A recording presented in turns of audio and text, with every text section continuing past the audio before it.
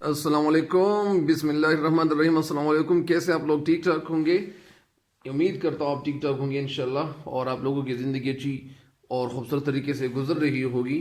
तो आज मज़ीद अशार की तशरीह करता हूँ, अपलोड करता हूँ, और उम्मीद है कि आपको पसंद आएंगे और आप इससे ज़रूर फ़ायदा उठाएंगे इंशाल्लाह।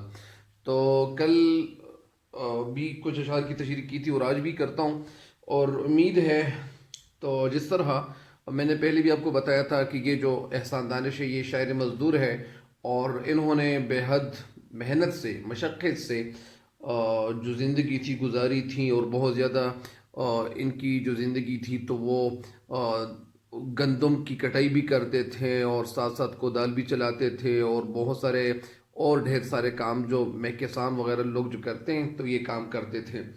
तो एहसान दानिश के हवाले से इंशाल्लाह मज़ीद बातें भी इंशाल्लाह रहेंगी इसके साथ साथ, और तशरीहात भी। तो मुझे उम्मीद है कि आप मेरी इस वीडियो को आखिर तक देखेंगे इंशाल्लाह। उम्मीद करता हूँ आप लोग खुश होंगे और खुश खुरम होंगे इंशाल्लाह। तो आइए बढ़ते हैं अशार की तशरीह की तरफ। पहला शेर है, अभी तौक़ सलासिल में हैं आज़ादी के दीवाने, मगर जिंदा के दरवाजे पे है तस्वीरी आज़ादी। अभी तौक़ व सलासिल, तौक़ और सलासिल किसे कहते हैं? तौक़ एक किस्म का शिकंजा होता है, और जिसकी वजह से किसी को फंसाया जाता है, जिसमें किसी को कैद किया जाता है। सलासिल सिलसिले की जमा है, सिलसिला तौक़ सलासिल। लेकिन यहाँ मुराद क्या है कि कैदियों के गले और हाथ पाँव में डाली जाने वाली जंजीरें, कैदियों के गले और हाथ पाँव में डाली जाने वाली जंजीरें। तो ये किसकी तशरीह है या किसकी वजाहत है? तो ये क्या है? ये लफ्ज़ तौक़ सलासिल में है। आज़ादी के दीवाने, दीवाने मतलब यानी दीवाने, अपनी जान की परवाह न करने वाले। जिंदा की मनी कैद खाना या जेल के दरवाजे पे है तस्वीर आज़ादी, तस्वीर यानी आज़ादी की तस्वीर। आगे बढ़ते हैं, फिर दोनों अशार की तशरीह करूँगा इंशाल्लाह। तड़प बेचैनी हो जाना, बज़म महफिल को कहते हैं। दानिश इनका तखल्लुस, चले आए हैं दीवार परवाने, परवाने भी यानी जो अपनी जान की परवाह नहीं करते। अंधेरों यानी अंधेरा, डार्कनेस तारीकी, मगर फूटी नहीं यानी जाहिर नहीं हुई है। तनवीर रोशनी, आज़ादी आज़ादी। तो तशरीह की तरफ बढ़ते हैं।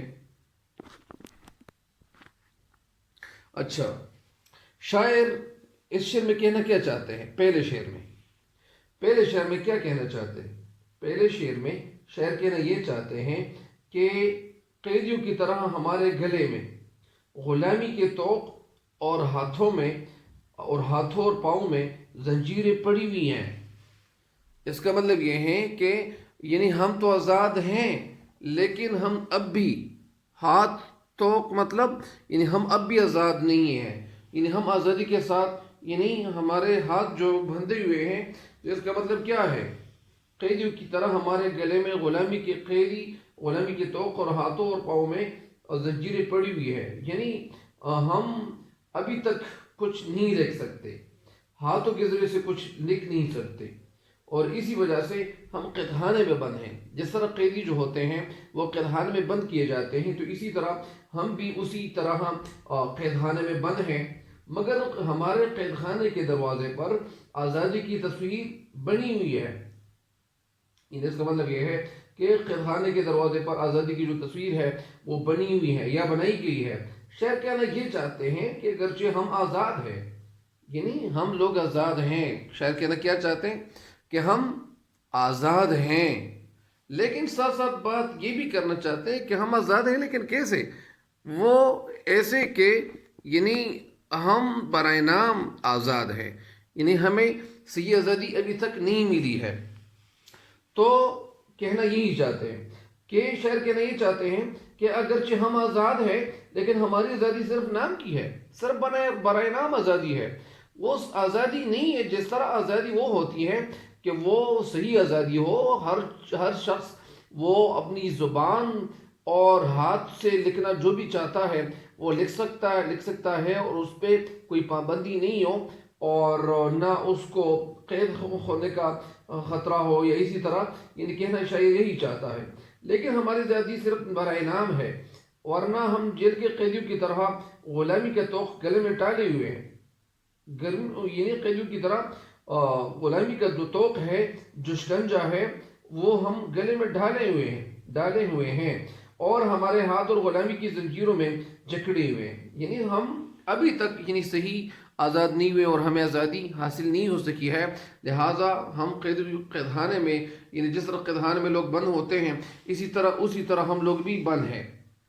یہ ظاہری بات ہے کہ جب آپ کو آزادی حاصل نہ ہو، آپ بات کر نہیں سکتے ہو، یا آپ لکھ نہیں سکتے ہو، یا کسی پہ انگلی اٹھا نہیں سکتے ہو، تو پھر تو یہ آزادی تو نہیں. اس سے شاعر کہتے ہیں کہ یہ تو آزادی نہیں ہے، ہم تو آزادی اس کو نہیں کہہ سکتے، یہ تو ہم قید خانے میں بند پڑے ہوئے انسان ہیں. ایک دفعہ پھر آپ لوگ سنیں. اور شاعر کہنا اس شعر میں کیا چاہتے ہیں؟ شاعر کہنا یہ چاہتے ہیں کہ اگرچہ ابھی آزادی پوری طرح لوگوں کو حاصل نہیں ہوئی ہے، اور آزادی کی جدوجہد کرنے والوں کو ظالم و جابر حکمرانوں نے قید خانوں میں بند کر کے ان کے ہاتھوں میں زنجیروں اور پیروں میں بیڑیاں ڈال رکھی ہیں، مگر یہ لوگ مایوس نہیں ہیں.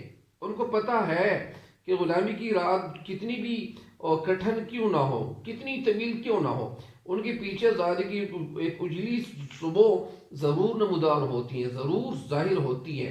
انہوں نے جیل خانے کے دروازے پر اپنے سامنے جو تصویر لگا رکھی ہے، جو تصویر لگائی ہوئی ہے، تو اس تصویر کو دیکھتے ہوئے شعر کہنا یہ چاہتے ہیں کہ اس تصویر کو دیکھتے ہوئے ان کے دلوں میں، یعنی جو لوگ ہیں وہ جیلوں میں بند ہیں، وہ ان کے دلوں میں امید کی کرن وہ موجود ہے، امید کی ایک روشنی موجود ہے کہ ہم آزاد ہوں گے.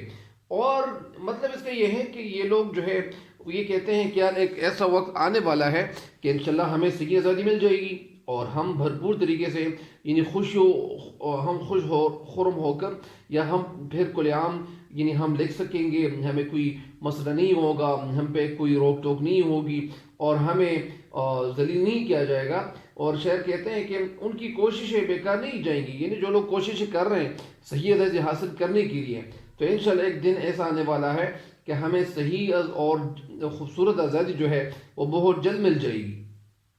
جس طرح ایک شاعر نے یعنی جو فیض ایک شاعر گزرے ہیں، انہوں نے جس طرح ایک شعر یعنی میں ان کا ایک شعر عرض کرتا ہوں.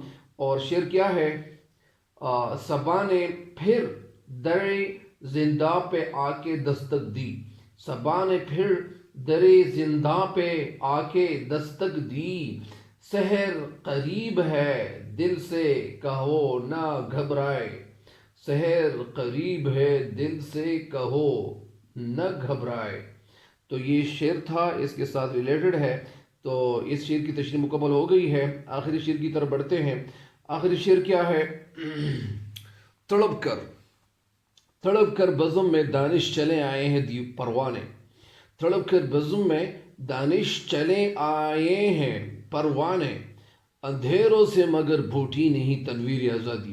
تڑپ بے چینی کو کہتے ہیں، بزم میں محفل میں، محفل نہیں محفل میں، دانش چلے آئے ہیں پروانے. پروانے اپنی جان کی پرواہ نہ کرنے والے، یعنی پروانہ وہ ہوتا ہے، وہ عاشق ہوتا ہے. جس طرح شمع جب جلتی ہے تو بہت سارے شمع کینڈل، تو اس وقت وہ پروانے جو ہوتے ہیں وہ اس کی دیدار کے لیے روشنی پہ عاشق ہوتے ہیں اور وہ آتے ہیں. تو اسی وجہ سے شعر کہتے ہیں پروانہ اندھیروں سے اندھیرا تاریکی ڈارکنیس، مگر پھوٹی نہیں، پھوٹی یعنی ظاہر نہیں ہوئی ہے، ابھی نمودار نہیں ہوئی، ابھی ظاہر نہیں ہوئی. تنویر آزادی یعنی آزادی کی روشنی. اس میں ایک نثر کی طرح میں آپ کو بتاتا ہوں کہ اس شعر کی نثر کیا ہے. اس شعر کی نثر کچھ یوں ہے کہ شاعر کہنا یہ چاہتا ہے کہ عوام آزادی چاہتے ہیں، عوام آزادی چاہتے ہیں اور اس کے لیے اپنی جانیں قربان کرنے کے لیے تیار ہیں. وہ اپنی جانیں قربان کرنے سے دریغ نہیں کر رہے، کتراتے نہیں ہیں، وہ پیچھے ہٹنے والے نہیں ہیں. لیکن انہیں صحیح اور پرخلوص قیادت نہیں مل رہی، یعنی انہیں صحیح اور پرخلوص قیادت نہیں مل رہی، یعنی وہ خلوص جو خلوص سے بھرا ہوا ہو اور وہ قیادت جو خلوص سے بھرا ہوا ہو، خلوص سے بھرپور ہو، تو اسی قیادت کی طرف یہ اشارہ کرتے ہیں کہ انشاءاللہ ان کو بہت جلد صحیح آزادی مل جائے گی۔ اس شعر کی تشریح میں ایک دفعہ بیر کرتا ہوں، یہ تو نثر تھی، اور اس شعر کی تشریح کچھ یوں ہے۔ شاعر اس شعر میں کہتے ہیں کہ جب شمع جلتی ہے اور اپنی روشنی وہ پھیلاتی ہیں تو پروانے بے چین ہو کر، تڑپ کر، بے چین ہو کر جل مرنے کے لیے تیار ہوتے ہیں، جلے آتے ہیں، دوڑ کے آتے ہیں، وہ بہت تیزی کے ساتھ آتے ہیں۔ شاعر یہ کہتے ہیں کہ یہاں عجیب صورتحال ہے، یعنی یہاں یہ جو صورتحال ہے یہ تو کچھ عجیب قسم کا ہے، عجیب قسم کا یعنی حیران کن قسم کا ہے، حیرت زدہ ہے، حیرانی والا ہے، حیرانگی نہیں حیرانی والا ہے۔ آزادی کی شمع نے ابھی اپنی روشنی بکھیرنی یا پھیلانی شروع نہیں کی ہے، اور پروانے جل مرنے کے لیے اندھیروں سے باہر نکل آئے ہیں۔ یعنی یہاں بات کچھ عجیب قسم کی ہے۔ شاعر کہنا یہ چاہتے ہیں کہ آزادی کی شمع نے ابھی اپنی روشنی پھیلانی شروع نہیں کی ہے، اور پروانے جل مرنے کے لیے جل مرنے کے لیے اندھیروں سے باہر نکل آئے ہیں۔ شاعر کہنا کیا چاہتے ہیں؟ باہر اور باہر میں فرق ہے۔ باہر کے معنی روشنی یا روشن، اور باہر کے معنی آؤٹ سائڈ، تو یہ لفظ کیا ہے صحیح؟ باہر، تو اندھیروں سے باہر نکل آئے ہیں۔